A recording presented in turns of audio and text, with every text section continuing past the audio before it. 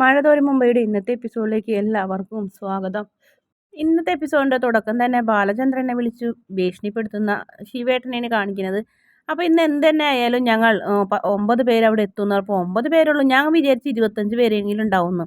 അതിൻ്റെ ഒന്നും ആവശ്യമില്ലടാ, ഞങ്ങൾക്ക് അവളെ പറഞ്ഞയക്കാൻ ഞങ്ങൾ അവർ തന്നെ മതി. പിന്നെ ഒരു കാര്യം ഞാൻ പറഞ്ഞേക്കാം, അവളെ പറഞ്ഞയച്ചിട്ടേ ഞങ്ങൾ നിൻ്റെ വീട്ടിൽ നിന്ന് പോരുമെന്ന് പറയും. ശരി, ഭീഷണിപ്പെടുത്തൊന്നും വേണ്ട, വലിയ വായത്തളം പറയാണ്ട് എൻ്റെ അടുത്തേക്ക് വായോ, എന്നിട്ട് കാണാമെന്ന് പറഞ്ഞ് ബാലേന്ദ്രൻ ദേഷ്യത്തോടെ ഫോൺ വയ്ക്കും. പിന്നെ കാണിക്കുന്നത് തുടച്ച് മിനുക്കണ് നമ്മുടെ തോക്കൊക്കെ എടുത്ത് ബാലചന്ദ്രൻ. അലീന ജ്യൂസായിട്ട് അങ്ങോട്ട് വരുന്നുണ്ട്. ഇതെന്താ അച്ഛാ അത് എന്ന് പറയും. ഇത് തോക്ക്, അത് മനസ്സിലായി, ഇത് എന്തിനാണ് അച്ഛാ ഇപ്പം എടുക്കണേന്ന് പറയും. ഇതിൻ്റെ ആവശ്യമുണ്ടോ എന്ന് ചോദിക്കും. ഇതിൻ്റെ ആവശ്യമില്ലേ, എനിക്ക് ബന്ധുബലമില്ല, വീട്ടിലുള്ള വേണ്ടപ്പെട്ടവർ പോലും എനിക്ക് കൂട്ടില്ല, അപ്പോൾ പിന്നെ ഇതെനിക്ക് ആവശ്യമില്ലേ മോളെ എന്ന് ചോദിക്കും. പിന്നെ ഇതിന് ലൈസൻസൊക്കെ തന്നപ്പോൾ അവർ നല്ലോണം ആലോചിച്ചിട്ട് തന്നത്, എനിക്കിത് തരാൻ യോഗ്യത ഉണ്ടെന്ന് കണക്കാക്കിയിട്ടാണ് അവരിതിന് അനുമതി തന്നതെന്നൊക്കെ പറയും. അതല്ല, ഇപ്പം അച്ഛൻ ഇത് എടുക്കണ എന്തിനാണെന്ന് ചോദിക്കും. നിനക്ക് പേടിയാവുണ്ടോ എന്ന് ചോദിക്കും. ആ പേടിയുണ്ട്. എന്നാൽ ശരി എന്ന് പറഞ്ഞ് ബാലേന്ദ്രൻ വേഗം അതെടുത്ത് മേശവലിപ്പിൽ വയ്ക്കും. ഇപ്പം പേടി മാറിയോ? ഏയ് ഇപ്പം ഒന്നും പേടി മാറിയിട്ടില്ല, അത് അച്ഛൻ്റെ അടുത്ത് തന്നെയല്ലേ എന്ന് പറയും. എന്നാലും സാരില്ല, ഇതെന്താന്ന് ചോദിക്കും. കയ്യിൽ നെല്ലിക്ക ജ്യൂസോ? ഓ, നീ കഷ്ടപ്പെട്ടുണ്ടായി കൊണ്ടുവന്നതല്ലേ, കൊണ്ടാ ഞാൻ കുടിക്കാം, എനിക്കിഷ്ടം മിൽക്ക് ഷേക്കൊക്കെ ആയിരുന്നു. പിന്നെ ഹൃദ്രോഗിക്കല്ല മിൽക്ക് ഷേക്ക്, ഇപ്പോൾ ഇത് കുടിച്ചാൽ മതി എന്ന് പറയും. അങ്ങനെ അലീന ബാലചന്ദ്രൻ ആ ജ്യൂസൊക്കെ കൊടുത്ത് കുടിച്ച് സന്തോഷത്തോടെ പോകും. അപ്പോൾ അപ്പുറത്ത് ശിവേട്ടൻ പറയുന്നുണ്ട്, അയാൾ അടുക്കണ ലക്ഷണമൊന്നും കാണില്ലല്ലോ, അതൊക്കെ നമുക്ക് വേണ്ടത് ചെയ്യാം, അടുക്കലും അടുപ്പിക്കലൊക്കെ കാണിച്ചു കൊടുക്കാമെന്ന് പറയുന്നുണ്ട്. പിന്നെ കാണിക്കുന്നത് കൃഷ്ണമോള് സ്കൂളിലേക്ക് പോണ്, ബാഗൊക്കെ ആയിട്ട് വരുന്നത്. വലിയ സന്തോഷമൊന്നുമില്ല മുഖത്ത്. ടിഫിനും ഫുഡ് അതുപോലെ തന്നെ ബ്രേക്ക്ഫാസ്റ്റും എല്ലാ സാധനങ്ങളൊക്കെ ആക്കി ഒരു കരിയറിലാക്കിയിട്ട് കൃഷ്ണമോളുടെ കയ്യിൽ കൊടുക്കും. അപ്പോൾ ചേച്ചി അവർ വന്നാൽ ചേച്ചി പൊക്കോട്ടെ എന്ന്, 2 ദിവസം കഴിഞ്ഞിട്ട് ചേച്ചി വരില്ലേ എന്ന് ചോദിക്കും. ആ വരും മോളെ എന്ന് പറയും. ഇവിടെ മറ്റൊരു വരുന്നേക്കാൾ മുന്നേ ചേച്ചി പോകണം എന്നൊക്കെ പറയും. ചേച്ചി എനിക്ക് പേടിയാവുമെന്ന് പറയും. മോൾ എന്തിനാണ് പേടിക്കണേ, എല്ലാം അച്ഛൻ്റെ തീരുമാനത്തിലിരിക്കും, മോള് വിഷമിക്കൊന്നും വേണ്ട എന്ന് പറയും. അങ്ങനെ കൃഷ്ണമോള് പോകണ്. അപ്പോൾ ഹാളിൽ നിരന്നിരിക്കുന്നുണ്ട് അമ്മയും സഹോദരങ്ങളും. പോയില്ലായിരുന്നെങ്കിൽ ഇന്നൊരു കാഴ്ച കാണായിരുന്നു എന്ന് ബബിത പറയും. ഫോണുണ്ടല്ലോ, വീഡിയോ എടുത്ത് വെച്ചാൽ മതി, ഞാൻ വന്നിട്ട് കണ്ടോളാം എന്ന് പറയും.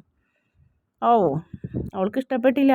അച്ഛൻ്റെ മോള് തന്നെ എന്നിങ്ങനെ വൈജയന്തി പുച്ഛത്തോടെ പറയുന്നു. അമ്മയുടെ മോളും ഉണ്ടല്ല എന്ന് പറയും. അത് എന്നെ ഉദ്ദേശമാവും പറഞ്ഞതെന്ന് പറയും.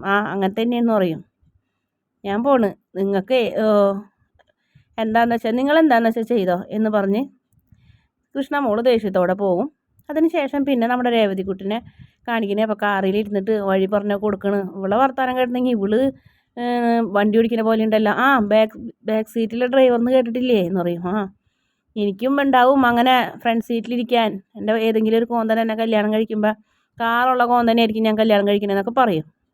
അങ്ങനെ അവർ ചിരിച്ചും കളിച്ചൊക്കെ അവിടെ നെടുമ്പുരയ്ക്കലെത്തും. പക്ഷേ വഴി മനസ്സിലാവണില്ല. ഇനി ലെഫ്റ്റ് എന്നുള്ള പറയണേന്ന് പറയും. റൈറ്റ് ആയിരിക്കണം എന്ന് പറഞ്ഞ്. അല്ലെന്നേ ലെഫ്റ്റ് എന്ന് പറയും. അപ്പോൾ മാമച്ചായൻ പറയും, അതല്ലടി പറയുന്നത് ലെഫ്റ്റ് കറക്റ്റ് ആയിരിക്കണം എന്നാണ് ഞാൻ ഉദ്ദേശിച്ചതെന്ന് പറയും. റൈറ്റ് ആയിരിക്കണം എന്നാണ്. ഓ അങ്ങനെയെന്ന് പറയും. അപ്പോൾ നോക്കുമ്പോൾ കാണുന്നത് ഒരിത്തിലേക്കും പോകണ്ട, അതേ നെടുമ്പുരയ്ക്കൽ വീട്, ഇതാണ് ചേച്ചി പറഞ്ഞിട്ടില്ലേ എന്ന് പറയാണോ.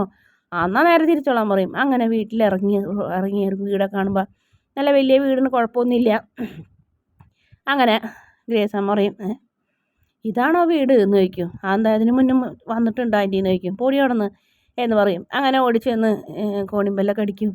അപ്പോൾ നമ്മുടെ വൈജയന്തി പുറത്തേക്ക് വരുന്നുണ്ട്. അലീന ചെന്ന് വാതിൽ തുറക്കുമ്പോൾ മാമച്ചായനും ഗ്രേസ് ആൻറ്റീനെയൊക്കെ കണ്ടപ്പോൾ അലീനയ്ക്ക് വലിയ സന്തോഷം. മാമച്ചായനും ഗ്രേസ് ആൻറ്റിയും എന്ന് പറയും. എന്താ ഞാൻ കോണിമ്പല്ലടിച്ചത് എന്നെ കണ്ടില്ലേ എന്ന് ചോദിക്കും. നിന്നെ കണ്ടടി കുശുമ്പിപ്പാറു എന്ന് പറയും. അതിൽ കെട്ടിപ്പിടിക്കും സ്നേഹത്തോടെ, ഭയങ്കര സ്നേഹത്തോടെ അങ്ങോട്ടും ഇങ്ങോട്ടും കെട്ടിപ്പിടിച്ച് വിഷമവും പരാതി പറച്ചിലും ഒക്കെ. അപ്പോൾ നമ്മുടെ മാമച്ചായനും ഗ്രേസ് ആൻറ്റിക്കൊക്കെ അത് കാണുമ്പോൾ സങ്കടമൊക്കെ വരുന്നുണ്ട്. അങ്ങനെ അവരകത്തേക്ക് വിളിച്ചുകൊണ്ട് പോകും. എന്നിട്ട് വൈജയന്തിയുടെ അടുത്തേക്ക് വിളിച്ചു ചെന്നിട്ട് രേവതി കുട്ടിയോട് പറയും, ഇതാണ് സാക്ഷാൽ വൈജയന്തി മാഡം എന്ന് പറയും. ഓ, ഞാനേ മനസ്സിൽ കണ്ട പോലെ തന്നെ, അതേ മുഖം, അതേ സ്വരം, അതേ കണ്ണുകൾ എന്നൊക്കെ പറയും. അപ്പോൾ വൈജയന്തിക്ക് ദേഷ്യം വരും. ആരാണിത് എന്ന് ചോദിക്കും. ഇവരൊക്കെ ആരാണെന്ന് ചോദിക്കും. ഇതാണ് രേവതിക്കുട്ടിയാ? ഓ, നിന്നെപ്പോലത്തെ അനാഥാലേ എന്ന് പറയും. അത് കേട്ടപ്പോൾ മാമച്ചായനും ഗ്രേസ് ആൻറ്റിക്കും ഇഷ്ടപ്പെടില്ല. പക്ഷെ ഒന്നും മിണ്ടില്ല. എന്നിട്ട് ഗ്രേസ് ആൻറ്റിയോട് പറയും, ഇതാണ് വൈജയന്തി മാഡം എന്ന് പറയും. മാഡത്തിന് അവരെയും പരിചയപ്പെടുത്തി കൊടുക്കും. ഇതൊക്കെ എന്തിനാ എന്നോട് പറയണേന്ന് ചോദിക്കും ദേഷ്യത്തോടെ. ഒന്നുമില്ല പറഞ്ഞെന്നുള്ളൂ എന്ന് പറയും. ഞങ്ങൾ അലീനനെ കൊണ്ടുപോകാൻ വന്നാണെന്ന് ഗ്രേസ് അമ്മ പറയും. ആ കൊണ്ടുപോയാൽ നല്ല കാര്യം. അതെ എത്ര പറയാ പോകാൻ എത്ര പറഞ്ഞാലും മട്ട കടിച്ചു തൂങ്ങിപ്പോലെ ഇവിടെ കിടക്കണ് നാണമില്ലാണ്ട്. പോകാൻ പറഞ്ഞ് മനുഷ്യന് നാണക്കേടായി തുടങ്ങിയെന്ന് പറയും. പോകണ്ടേ എന്ന് പറഞ്ഞിങ്ങനെ നിൽക്കണ്. ഞങ്ങൾ കൊണ്ടുപോയിക്കോളാം എന്ന് ഇങ്ങനെ ദേഷ്യത്തോടെ പറയും ഗ്രേസ് ആൻറ്റി. അപ്പോൾ ആ കൊണ്ടൊക്കോ കുറച്ച് നാളാകുമ്പോൾ നിങ്ങളും അനുഭവിച്ചോളൂ എന്ന് പറയും. അതിൻ്റെ ഒരു മറുപടിയും കൊടുക്കില്ല. അപ്പോൾ ഗ്രേസ് ആൻറ്റി നമുക്ക് മുത്തശ്ശിയുടെ മുറിയിലേക്ക് പോകാമെന്ന് പറഞ്ഞാൽ ലീന അവരെ വിളിച്ചുകൊണ്ട് പോകും. അവിടെ ചെല്ലുമ്പോൾ ഒരു ചെറിയ മുറി കാണാൻ വൃത്തിയും വെടുപ്പൊക്കെ ഉണ്ടെങ്കിലും ഒരു കുഞ്ഞിക്കട്ടിൽ ഇതിലാണ് മുത്തശ്ശി കിടക്കുന്നത്. മുത്തശ്ശിനെ ഇപ്പോൾ കൊല്ലപ്പള്ളിയിലേക്ക് കൊണ്ടാക്കി എന്നോടുള്ള വാശിക്ക് എന്ന് പറയും. ഇതിലെവിടെ മോളെ നീ കിടക്കണ സ്ഥലം എന്ന് ചോദിക്കും ഗ്രേസ് ആൻറ്റി. അപ്പോൾ മൂലയിലൊരു പുല്ലുവായ മടക്കി വെച്ചേക്കണ കാണണതേ ഇതാണെന്ന് പറയും.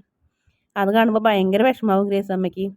എനിക്കൊരു വിഷമമില്ല ആൻറ്റി, ഇതിൽ കിടന്ന 5 മണി വരെ സുഖമായിട്ട് ഉറങ്ങാം, സ്വസ്ഥതയും സമാധാനമൊക്കെ ഉണ്ടെന്ന് പറയും. ഭയങ്കര വിഷമാവും അവർക്കത് കാണുമ്പോൾ. അതിൽ നമ്മുടെ രേവതിക്കുട്ടി പറയും ഞാൻ കിടക്കുന്നത് പട്ടുമെത്തയിലാണ്.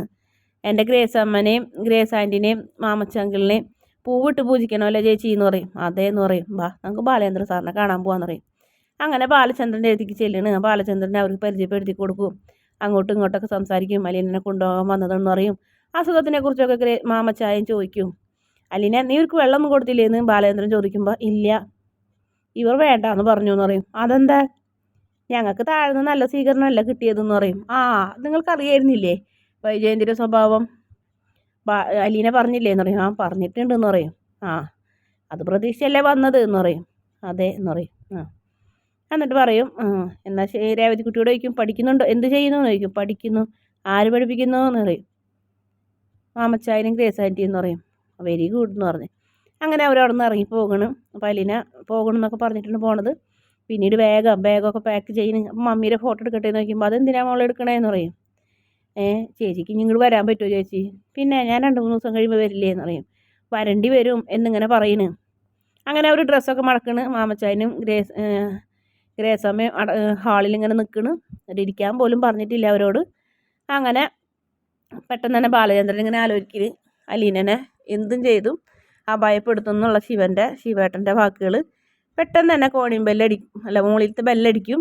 അപ്പോൾ അലീന പറയും അതെനിക്കുള്ളതാണ്, എന്നോട് അങ്ങോട്ട് ചെല്ലാൻ പറഞ്ഞാണ്, ഞാനൊന്ന് പോയിട്ട് വരാമെന്ന് പറഞ്ഞ് ബാഗൊക്കെ നമ്മുടെ മാമച്ചായൻ്റെയും ഗ്രേസമ്മരെല്ലാം കൊടുത്തിട്ട് അലീന പോകുകയാണ് അവർ മുകളിലേക്ക്. അവിടെ ചെല്ലുമ്പോൾ ബാലേന്ദ്രൻ പറയും നീ പോകണ്ട അവരെ കൂടെ എന്ന് പറയും. പോകണ്ടെന്നോ, അവർ ഇത്രയും വഴി വന്നതല്ല അച്ഛാ, ഞാൻ പോയിട്ട് 2 ദിവസം കഴിയുമ്പോൾ വരാമെന്ന് പറയും. വേണ്ട ഇന്നെന്തായാലും പോകണ്ട, ഇന്നിവിടെ പ്രശ്നങ്ങളൊക്കെ നടക്കണമല്ലേ, പ്രശ്നങ്ങൾ നടക്കുമ്പോൾ ഞാനിവിടുന്ന് മാറിക്കണമല്ലേ അച്ഛൻ നല്ലത്. അല്ല മോളെ, അല്ലടാ നീ ഇവിടെ വേണം. അവർ അങ്ങോട്ട് വരും മാമച്ചായൻ്റെ വീട്ടിലേക്ക്, എനിക്കത് ചിന്തിക്കാൻ പറ്റില്ല. എവിടെയാകുമ്പോൾ എനിക്ക് നിന്നെ പ്രൊട്ടക്റ്റ് ചെയ്യാം, പറയുന്നത് കേൾക്കുമെന്ന് പറയും.